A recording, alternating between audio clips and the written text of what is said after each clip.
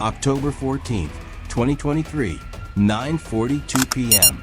22-year-old Emily Carter sends a text message that would later be read in a courtroom, paused on screens, and replayed frame by frame by investigators trying to understand what went wrong. The message is short, just 6 words. "I think I'm being followed."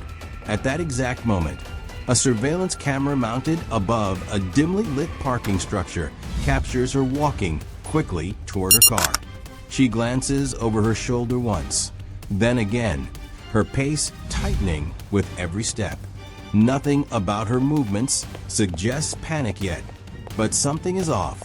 Something no one noticed the first time they watched the footage. Because when police reviewed this video, they believed it confirmed a simple explanation: a routine encounter, a coincidence. They closed in on the wrong conclusion within hours. But hidden in the background of that same footage, in a place no one thought to look, was a detail that would later unravel everything. And once you see it, you can't unsee it. Tonight, you're going to watch this case the way investigators should have from the beginning, and discover what the camera actually proved. October 14th, 2023, 9:42 p.m. 22-year-old Emily Carter sends a text message that would later be read in a courtroom, paused on screens, and replayed frame by frame by investigators trying to understand what went wrong. The message is short, just 6 words. "I think I'm being followed." At that exact moment, a surveillance camera mounted above a dimly lit parking structure captures her walking quickly toward her car. She glances over her shoulder once, then again, her pace tightening with every step. Nothing about her movements suggests panic yet, but something is off. Something no one noticed the first time they watched the footage. Because when police reviewed this video, they believed it confirmed a simple explanation: a routine encounter, a coincidence. They closed in on the wrong conclusion within hours. But hidden in the background of that same footage, in a place no one thought to look, was a detail that would later unravel everything. And once you see it, you can't unsee it. Tonight, you're going to watch this case the way investigators should have from the beginning, and discover what the camera actually proved. Emily Carter was not the kind of person people worried about. She lived in Plano, Texas, in a quiet apartment complex just outside the city's busiest retail corridor. The kind of place where evenings were predictable, where neighbors recognized each other's cars, and where nothing ever seemed urgent enough to make the news. Emily had moved there less than a year earlier after graduating with a degree in communications. She worked as a marketing assistant for a mid-sized tech company, a job that required long hours but offered stability. Her coworkers described her as reliable, organized, and quietly funny. Not loud, not reckless, not someone who invited chaos into her life. She kept routines. That's what everyone said. Morning coffee at the same cafe, gym 3 times a week, grocery runs on Sundays, calls with her mother every Thursday night without fail. Even her parking habits were consistent. She preferred the second level of the parking structure, always choosing a spot close to the stairwell where lighting was better. These details mattered later, because when something goes wrong, investigators look for patterns, and Emily's life was built on them. Her friends would later say she was cautious in a way that almost felt instinctive. She didn't walk with headphones in at night. She checked the back seat of her car before getting in. She shared her location with her best friend, Rachel, during late outings. Not out of fear, but out of habit. She wasn't careless. And that's what made what happened next so difficult to understand. On the evening of October 14th, Emily left her office just after 8:30 p.m. It had been a long day, the kind that stretched past normal hours because of a product launch scheduled for the following week. Emails, revisions, last-minute meetings. By the time she finally shut down her computer, most of the building had already emptied. But this wasn't unusual. Security footage from the office lobby shows her exiting at 8:37 p.m., holding her phone in one hand and her bag in the other. She pauses briefly near the glass doors as if responding to a message, then steps outside. The night was cool, clear, uneventful. From there, her movements are easy to track. Traffic cameras pick up her car heading north, merging into light weekend traffic. No erratic driving, no sudden stops. She makes a quick detour to a grocery store just 10 minutes from her apartment. Another routine. Inside the store, cameras show her moving through aisles with purpose. She picks up a few items. Nothing unusual.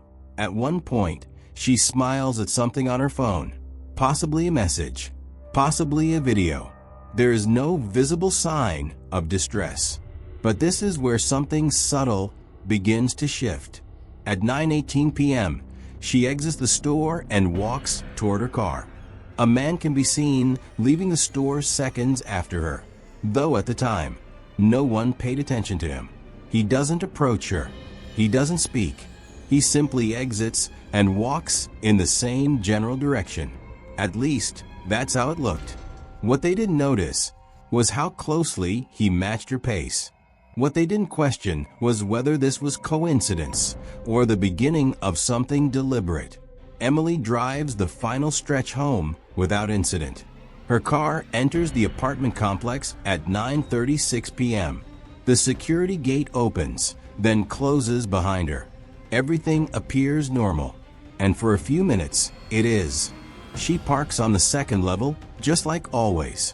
The same section, the same row, the same proximity to the stairwell light. This is where the surveillance footage becomes critical. At 9:41 p.m., the camera captures her car pulling into the space. She turns off the engine but doesn't get out immediately. Instead, she remains inside for nearly 30 seconds. Investigators would later debate this moment. Was she checking her phone? Was she aware of something? Or was she simply tired, taking a brief pause before heading upstairs? No one could answer that definitively. But what happens next changes everything. At 9:42 p.m., Emily opens her car door and steps out. She locks the vehicle immediately, a habit noted by everyone who knew her. She adjusts her bag on her shoulder and begins walking toward the stairwell. Halfway there, she slows. It's subtle, almost imperceptible unless you're looking for it. Her head tilts slightly, as if listening. Then she turns. Not fully, just enough to glance over her shoulder. She keeps walking, but now her posture is different, tighter, more alert. And then, just seconds later, she reaches for her phone. This is the moment she sends a message. "I think I'm being followed." At the time, that message went to Rachel, who didn't immediately see it. She was in the middle of a movie, her phone on silent. By the time she noticed, nearly 20 minutes had passed. 20 minutes that would become the most scrutinized gap in the entire investigation. Because during those 20 minutes, something happened inside that parking structure. And everyone believed they understood what. But they didn't. The footage, when first reviewed, seemed straightforward. Emily walks. A figure appears briefly in the background. The two paths intersect. Then both move out of frame. No struggle. No obvious confrontation. Nothing that suggested urgency. It looked ordinary.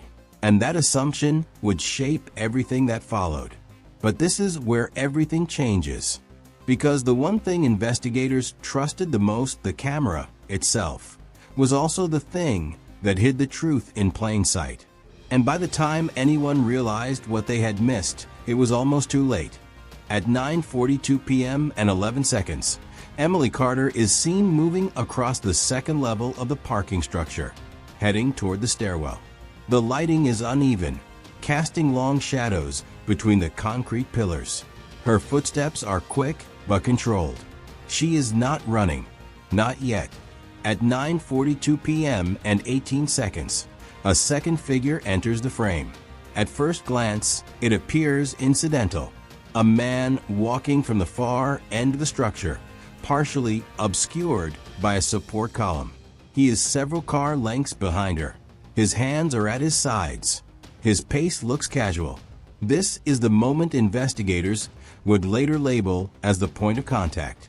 But what they didn't notice was how precisely he entered the frame. He doesn't wander into view. He appears at the exact moment Emily begins to accelerate. At 9:42 p.m. and 24 seconds, Emily glances over her shoulder again. This time, the movement is sharper, more deliberate. She adjusts her path slightly, angling closer to the row of parked vehicles instead of walking directly down the center lane. At 9:42 p.m. and 29 seconds, the man behind her adjusts too. It's subtle, almost invisible, unless you track both movements at once. He mirrors her shift. At this point, the footage still doesn't alarm anyone reviewing it. People cross paths in parking structures all the time. The assumption was simple. Two residents, same building, same direction, routine. At 9:42 p.m. and 36 seconds, Emily reaches the stairwell entrance. She slows again, her hand hovering near the door handle. For a brief moment, she hesitates. Her head turns slightly, just enough to check behind her one more time. The man is closer now, roughly 15 feet away. Still walking, still not running, still not speaking. At 9:42 p.m. and 41 seconds, she opens the stairwell door. And then something happens that would define the early investigation. She doesn't go inside immediately. Instead, she steps halfway through, then pauses, holding the door open behind her. Investigators initially interpreted this as courtesy, holding the door for someone else. A normal, everyday gesture. But that interpretation would later become one of the most critical mistakes in the case. Because what if she wasn't holding the door out of politeness? What if she was unsure? At 9:42 p.m. and 45 seconds, the man reaches the doorway. The camera angle limits visibility inside the stairwell. Only partial movement can be seen through the narrow opening. The two figures overlap briefly, then disappear from view. The door swings shut, and for nearly 6 minutes there is nothing. No camera inside the stairwell, no audio, no witnesses. This 6-minute gap becomes the center of the investigation. At 9:48 p.m., the stairwell door opens again, but only one person emerges. The same man. He steps out calmly, adjusting something near his wrist, possibly a watch or sleeve. He looks down briefly, then walks toward the far end of the parking structure. He does not run. He does not look back. He exits the frame at 9:48 p.m. and 22 seconds. Emily Carter does not reappear. At 10:03 p.m., Rachel finally sees the text message. "I think I'm being followed." At first, she assumes it's a moment of anxiety, a passing concern. She responds casually, asking if Emily made it inside. There is no reply. By 10:11 p.m., Rachel sends another message. Still no response. At 10:18 p.m., she calls. It goes to voicemail. This is when concern turns into something sharper. By 10:32 p.m., Rachel is driving toward Emily's apartment. When she arrives, the parking structure is quiet. Emily's car is still there, locked, exactly where the footage showed it. Rachel calls again. Nothing. At 10:41 p.m., she contacts police. Officers arrive shortly after. The initial search is limited but focused. They check the stairwell, the hallways, the immediate surroundings. Within minutes, they find Emily inside the stairwell landing between the second and third floors. Unresponsive. No clear signs of a struggle visible at first glance. No obvious weapon. No immediate explanation. Emergency responders attempt resuscitation, but she is pronounced deceased at the scene. What happened in those 6 minutes becomes the question everyone is trying to answer. The surveillance footage is pulled almost immediately. Investigators focus on the man seen entering the stairwell behind her. Within hours, he is identified. A resident of the same complex, 31-year-old Daniel Reeves. He lives on the 4th floor. No criminal record. Employed. No prior complaints. When questioned, Daniel provides a straightforward explanation. He says he entered the parking structure shortly after Emily, that he noticed her ahead but thought nothing of it, that when she reached the stairwell, she held the door open, and he simply followed her inside. He claims she appeared startled, but he assumed she was just cautious. Inside the stairwell, he says they passed each other on the landing. He continued upward. She remained below. He insists there was no interaction beyond that. No confrontation. No contact. At first, the timeline seems to support him. He enters at 9:42. He exits at 9:48. 6 minutes. Enough time to walk up several flights, realize something was forgotten, and return. His demeanor is calm during questioning, consistent, and most importantly, the footage does not show any visible aggression. No chase, no forced entry, no clear evidence of an attack. This is where the investigation narrows, because without signs of struggle on camera and without witnesses, the case begins to shift toward a medical explanation. Perhaps Emily panicked. Perhaps she misinterpreted a harmless situation. Perhaps she experienced a sudden health event. Anxiety, cardiac episode, accidental fall. The official cause is initially left undetermined pending further examination. But the working theory becomes clear. This was not a targeted attack. This was a tragic coincidence. Daniel Reeves is not charged.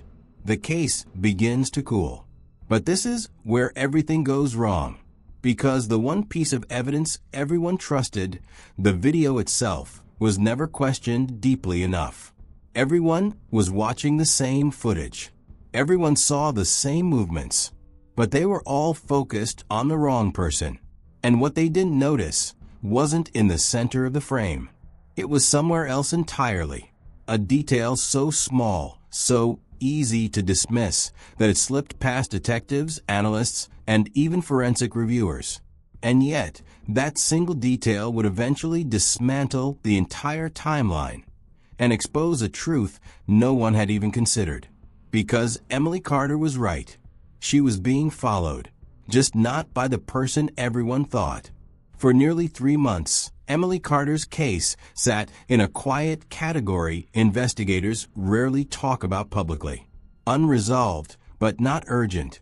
The official position never fully closed the door, but it leaned heavily toward coincidence. A misread situation. A brief encounter that escalated internally, not externally. Daniel Reeves returned to his routine. The apartment complex resumed its normal rhythm. But Emily's family never accepted that explanation. Neither did Rachel. Because of that message. I think I'm being followed. It didn't sound uncertain to them. It sounded specific. And more importantly, it sounded like Emily. Careful, observant, not prone to panic. So when Rachel requested a full copy of the surveillance footage weeks later, it wasn't out of suspicion. It was out of instinct. She watched it once, then again, and somewhere around the 5th viewing, she noticed something no one had mentioned. Not the man behind Emily, not the stairwell, something else. Something at the very edge of the frame. This is where everything changes. At 9:42 p.m. and 12 seconds, just 1 second after Emily enters the camera's view, there is a reflection on the rear window of a parked SUV. It's faint, almost invisible, unless you pause at exactly the right moment. At normal speed, it looks like nothing, just light distortion from the overhead fixtures. But when slowed down frame by frame, the reflection shifts. Not randomly, deliberately, a shape, a figure. Behind the camera's main line of sight. Rachel didn't know what she was looking at yet. But she knew one thing. It didn't match the timeline. Because this reflection appears before the man investigators focused on even enters the frame. Which means someone else was already there. Watching, moving, following. When she brought this to detectives, the initial response was cautious. Reflections can be misleading. Light can distort shapes. Cameras can create artifacts that look human when they aren't. But Rachel insisted, and eventually, the footage was sent for enhanced analysis. What they found would reopen the entire case. At 9:41 p.m. and 58 seconds, just before Emily's car door opens, the reflection becomes clearer. A person is standing 2 rows behind her vehicle, partially concealed between parked cars, facing her, not moving, waiting. And here's the detail that changes everything. This individual does not walk into frame. They never cross the visible camera path. They remain in the blind spot created by the angle of the lens and the positioning of the vehicles. The only reason they are visible at all is because of that reflection, and no one noticed it the first time, or the second, or the 20th, because everyone was watching the center of the image. Everyone was watching Daniel Reeves, but Emily wasn't. She never looked directly at him until later, because he wasn't the one who triggered that message. At 9:42 p.m. and 16 seconds, the reflected figure begins to move. Slowly, carefully, keeping distance, tracking her path without stepping into direct view. This is why Emily's behavior seemed inconsistent. Her glances didn't line up with a visible suspect. Her pace changes didn't match his movements, because she was reacting to someone else, someone no one could see. Until now, investigators reanalyzed the entire sequence, every frame, every shadow, every reflection, and piece by piece, a new timeline emerged. The unknown individual follows Emily from the moment she exits her car, maintains distance, adjusts position using the parked vehicles as cover. And when she approaches the stairwell, something critical happens. At 9:42 p.m. and 38 seconds, just before Emily reaches the door, the reflection shows the figure accelerating, closing the gap, not running, but no longer cautious, committed. This is the moment she hesitates at the door, not out of politeness, not out of confusion, but because she knows someone is close, closer than she expected. And then Daniel Reeves enters the frame, unaware, uninvolved, a coincidence that unintentionally disrupts everything, because his presence creates overlap, confusion, a second person entering the same space at the worst possible moment. Inside the stairwell, investigators now believe Emily is no longer dealing with one unknown variable, but 2, one visible, one hidden. And this is why the original interpretation failed, because the footage showed only one person following her, but the reflection proved there were 2. Daniel Reeves was cleared within days after the reanalysis. His timeline, once questioned, now made sense. He wasn't mirroring Emily. He was unknowingly intersecting with a situation already in motion, which leaves the second figure, the one in the reflection, the one who never fully appears, the one who disappears before the stairwell door closes. At first, identifying this person seemed impossible. No clear face, no direct footage, only fragmented reflections and partial movement patterns. But this is where persistence changed everything. Investigators expanded their search beyond the parking structure. They pulled footage from the grocery store Emily visited earlier that night, from surrounding businesses, from traffic cameras along her route, and eventually they found it. At 9:18 p.m., outside the grocery store. A man exits seconds after Emily. Not the same man seen in the parking structure. A different individual. He pauses near the entrance, watches her walk to her car, and then follows, maintaining distance, staying just outside her awareness for over 20 minutes, through traffic, through turns, through multiple opportunities to disengage. But he doesn't, because this was never random. This was intentional. The vehicle he used was later identified through partial plate recognition, registered to a former co-worker, 34-year-old Marcus Hale, a name that had never come up in the original investigation, because no one had reason to look for him until the reflection. Marcus had left the company 6 months earlier. No formal complaints, no documented issues, but co-workers would later describe him as overly attentive toward Emily, persistent, difficult to discourage. Nothing that crossed a clear legal line, but enough to make her uncomfortable. Enough for her to start varying her routine slightly. Enough to explain why she noticed she was being followed. When brought in for questioning, Marcus initially denied everything. But the footage told a different story. The grocery store, the traffic cameras, and finally, the reflection. That single overlooked detail. The one that rewrote the entire case. Faced with the timeline, his account began to fracture. Inconsistencies, gaps, contradictions, until eventually, he admitted to following her. He claimed he only wanted to talk, to explain things, to fix what he believed had been misunderstood between them. But inside that stairwell, something escalated. Something he could no longer explain away. Marcus Hale was arrested and later charged. And this time, the evidence held. Not because of what was obvious, but because of what was missed. Because a camera didn't just record what happened. It hid it, in plain sight. And it took someone willing to question the obvious to finally see it. Emily Carter knew something was wrong. She said it. She documented it. She trusted her instincts. And in the end, she was right. She was being followed.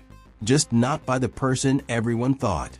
And maybe the most unsettling part of this case isn't how it happened. It's how close the truth came to being lost. Buried in a reflection. Ignored in the background. Dismissed because it didn't fit the first narrative. So the next time you see footage like this, the next time everything seems clear at first glance, look again. Because sometimes the most important detail isn't where everyone is looking. It's where no one is.